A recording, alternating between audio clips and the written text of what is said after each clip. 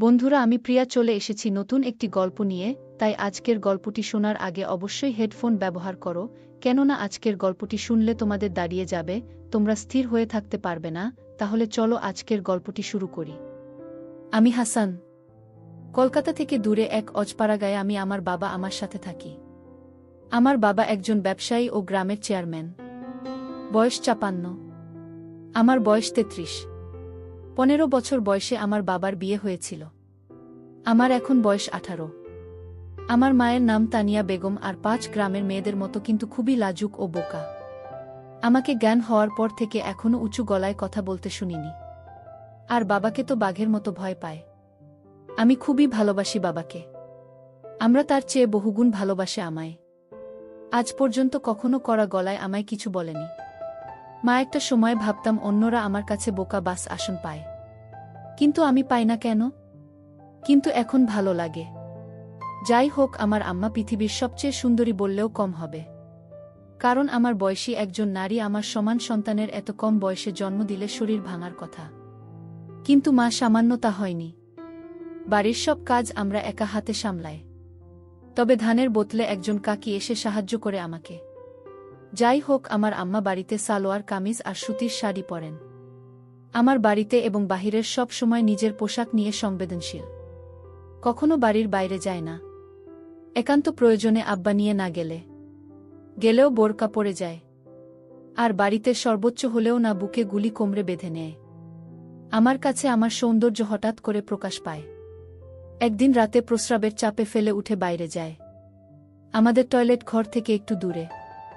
আব্বা আমার ঘরের সামনে দিয়ে যেতে হয়। তো আমি তাদের ঘরের সামনে আসতে একটা শব্দ পেলাম। শব্দটা বুঝতে পারছিলাম না, তবে আমাদের ঘর থেকে আসছে। ভালো মন্দ বিচার না করে কৌতূহলী হয়ে এগিয়ে জানালার কাছে এসে দাঁড়াতেই শব্দ কিসের বুঝতে পারি। কাঠের খাটের খচখচ শব্দ হচ্ছিল। আমার বুঝতে বাকি নেই কিসের কারণে শব্দ। কখনো আব্বা আমাকে খারাপ নজরে দেখে নিন, কিন্তু কেন জানি না সেদিন আমি সব জেন গুলিয়ে ফেলি। জানালায় হাত দিয়ে দেখি বন্ধ ভিতর থেকে। তাই হতাশ হলাম। কিন্তু হঠাৎ নজর পড়ল জানালার পাশ দিয়ে টিনের জোড়ায় কিছুটা ফাঁকা দিয়ে ভিতর থেকে আলো আসছে। আমি তাড়াতাড়ি চোখ রাখি তাতে। এরপর যা দেখলাম তা ছিল আমার রক্ত গরম করা দৃশ্য। আমি ওটা ভুলে প্রচণ্ড প্রস্রাব পাওয়ায় দৌড়ে টয়লেটে যাই। প্রস্রাব করে এসে আর একবার চোখ রাখলাম, কিন্তু এবার মনে একটা বজ্র পড়ল। আমার উপর এখন আবার শুয়ে আছে, কিন্তু আমার চোখ দিয়ে টপটপ করে পানি পড়ছে মাটিতে। এটা দেখে আমার বুকে প্রবল আঘাত পেলাম। আমার কাছে কেন? আমাকে প্রথম কাঁদতে দেখে আমার অস্থির লাগছিল। ইচ্ছে করছিল বুকে জড়িয়ে জিজ্ঞেস করি কেন কাঁদছ, কিন্তু পারলাম না। এদিকে আব্বা উঠে পড়ল আমার উপর থেকে। আমরা তখন এগিয়ে আসছিল দরজার দিকে। আমি তৈরি করে দৌড়ে নিজের ঘরে গিয়ে দরজা হালকা ভিড়ে উকি দিলাম। আমার ঘর থেকে বের হয়ে বাহিরে পুকুরের দিকে যাচ্ছে। আমার খুব ইচ্ছে করছিল আমার গোসল করা দেখা, কিন্তু সাহস করে উঠতে পারিনি। আম্মা ভেজা শরীরে আবার ঘরে ঢুকল। আমি সে রাতে হাত দিয়ে নিজেকে শান্ত রাখলাম। এতদিন মায়া মমতা মোদি আমার প্রতি যে শ্রদ্ধা ভক্তি ছিল তার সব এখন অন্য জোয়ারে ভাসতে লাগল। রাতে আমাকে নিয়ে স্বপ্নদোষ হল। পরদিন সকালে ঘুম থেকে উঠে দেখি আম্মা উঠোনে ধান শুকোচ্ছে। কাজের কাকিও এসেছে।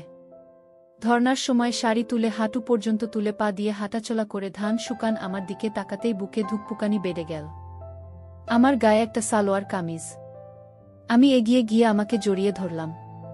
পিছন থেকেও বললাম, আমার খিদা লাগছে। আমরা ভূত দেখার মতো ছিটকে আমার থেকে দূরে সরে যায় চিৎকার দিয়ে। পরে আমায় দেখে বুকে হাত দিয়ে স্বস্তির নিঃশ্বাস নিল। আমি ধ্বজভঙ্গ হয়ে দাঁড়িয়ে আছি। কি বলব কিছুই বুঝতে পারছি না।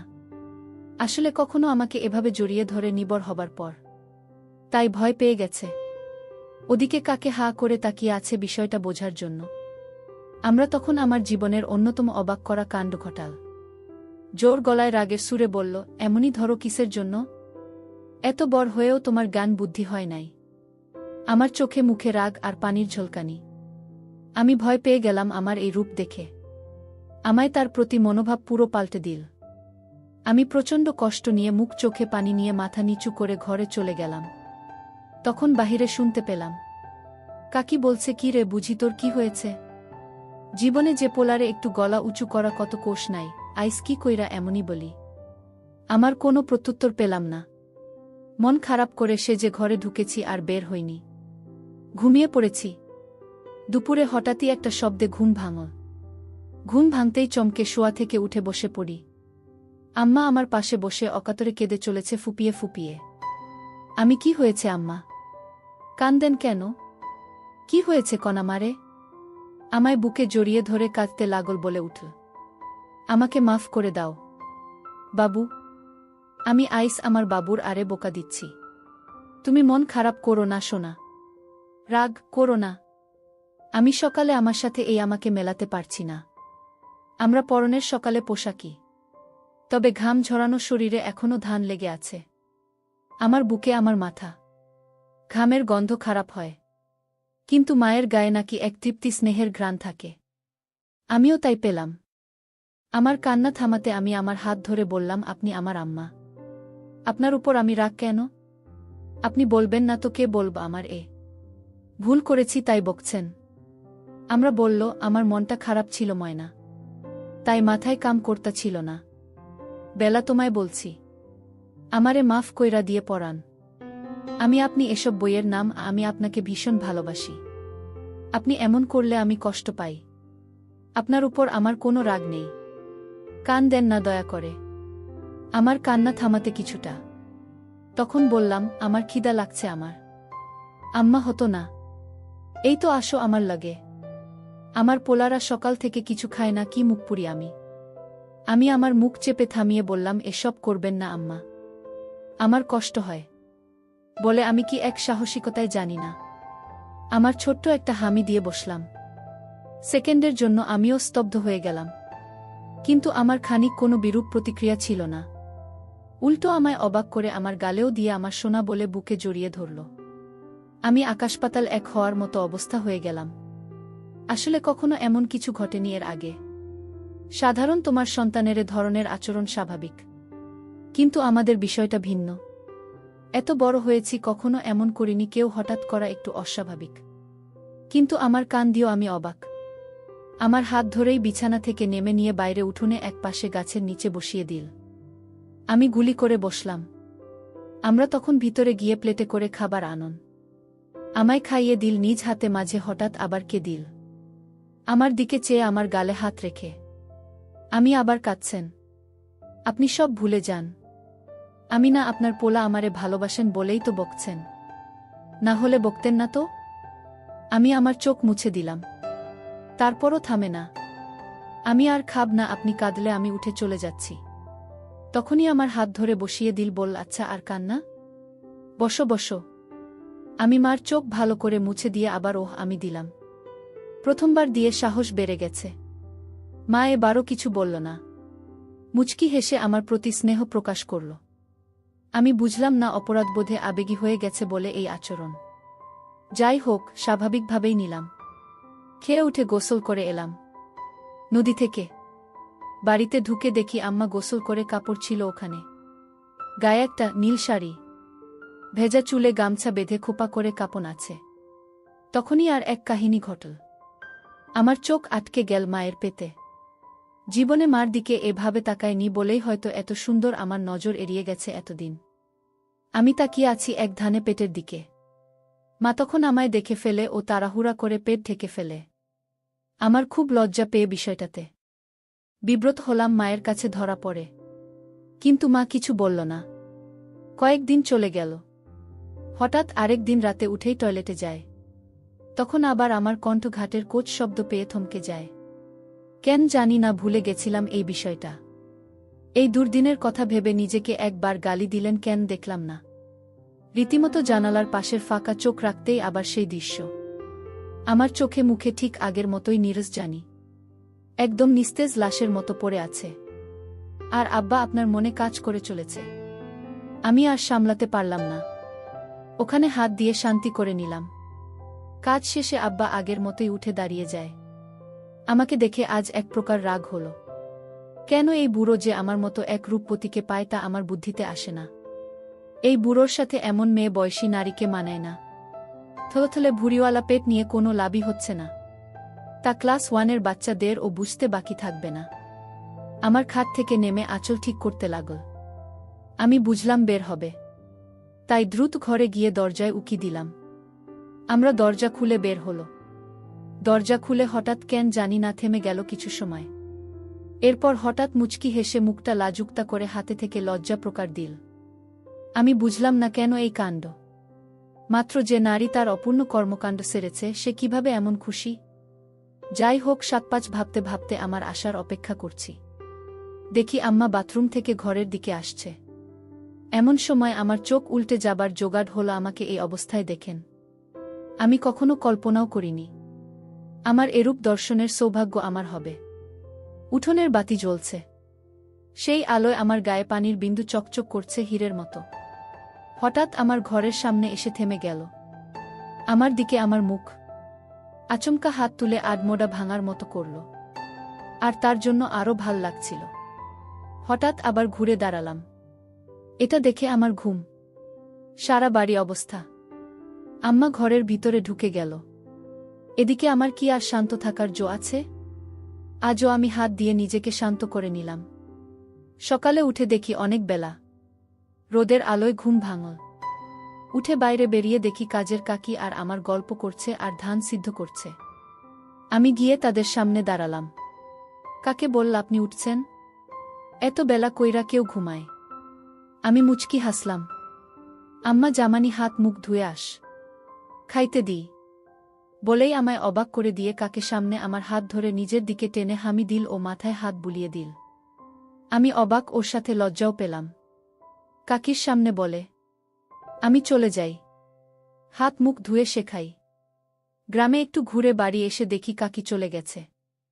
আমরা বসে আছে মাদুর পেতে। আমি আম্মা এমনি কইরা মানুষের সামনে এসব দেন কেন? আমার খিলখিল করে হেসে দিল, বল ইস স্মরণ পায় আমার মানিক।